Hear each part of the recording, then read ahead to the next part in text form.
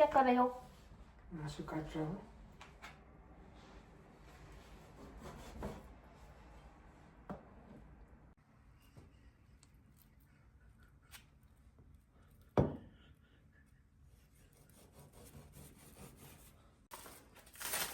के बनाया? मासु फ्राई गर न त अचारको लागि। यता हेर्नु न। अचारको लागि मासु फ्राई गर न। यहाँ काटेर रेडी बनाएर राख। मोमो खाँदैन र? अचारको लागि हो त्यो। केमा गर्नु?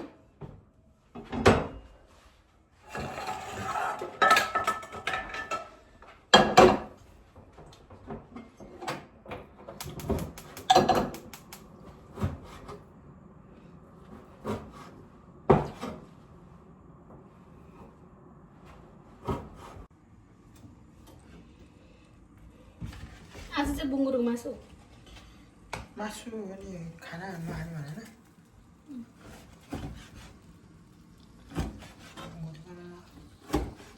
अनि फेरि उसमा रेतमा राखिदिएपछि आइस हुन्छ नि त भुल्नुको लागि।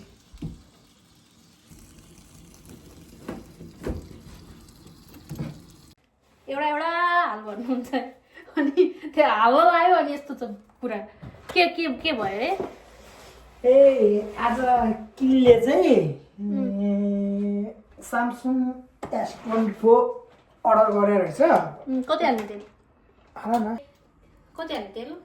हाल न फ्राई गर्ने हो धेरै नै हाल। यति भयो फ्राई गर्ने अलि हाल न के त्यो त्यो उ गऱ्यो र के गरे? अनि तेल यस्तो महँगो छ।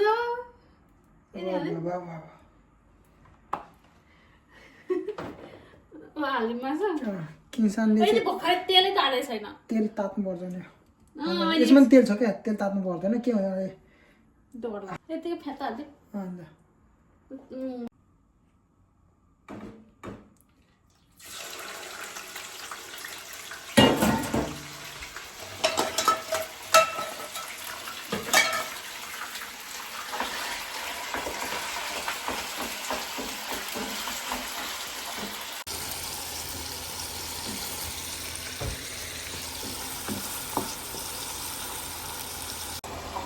Okay by by.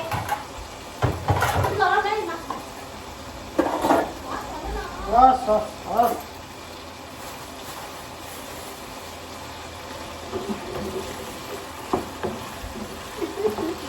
बुढो हो तपाईँलाई म चाहिँ तपाईँलाई एउटा गिफ्ट दिन चाहन्छु।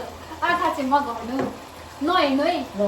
आँखा चिम्म यसो चिम्म गर्नु है। आँखा यो कति अम्ला हो?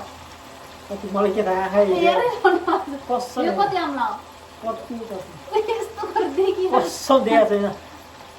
एकछिन म अर्को लिएर आउँछु ल ल अनि त्यस्तो गरेर देखेको छैन के म कसो। तपाईँलाई आज एउटा गिफ्ट दिन्छु होइन। मेरो जीवनमा तपाईँ यस्तो बनेर आउनुभयो अनि मलाई चाहिँ तपाईँले यति धेरै माया दिनुभयो होइन। तपाईँलाई चाहिँ एउटा नाम दिन चाहन्छु। मेरो पर्सनल सेफ। मेरो personal safe. My personal safe. एउटा चिसो कस्तो भइहाल्छ त फेरि। अनि तपाईँलाई चाहिँ म यो हार पनि पेनाउन चाहन्छु। मेरो पर्सनल सेफ भएकोमा यो हार चाहिँ तपाईँलाई माई पर्सनल सेफ। थम्बनेलको लागि एउटा गरौँ न।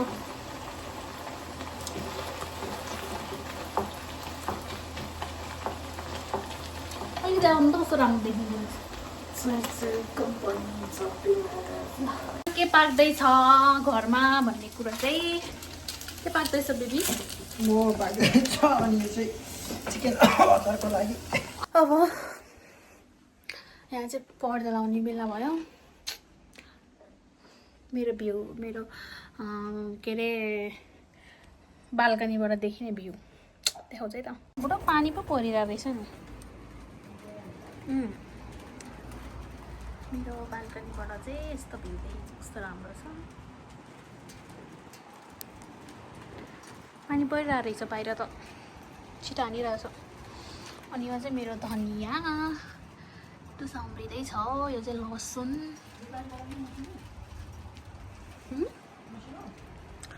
मसिनै परिरहेछ।